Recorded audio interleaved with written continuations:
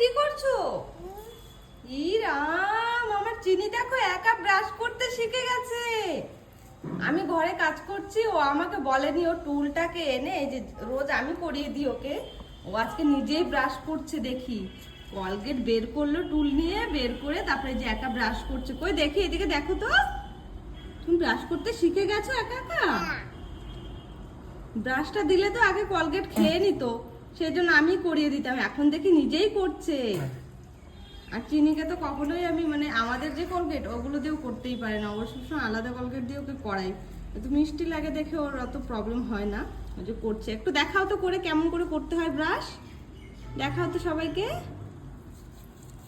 শোন তুমি এটা, শোন তুমি এটা, চিনি তোমার ব্রাশটা একটু দেখাও তো কেমন দেখি। ওর বাবা ওর জন্য কত রকম ব্রাশ এনে দেয়, ও যাতে ব্রাশ করতে ভালোবাসে, নিজে করে। এটা মোটু পাতলু ব্রাশ না তো বাবা, তোমার কোলগেট মোটু পাতলু কোলগেট।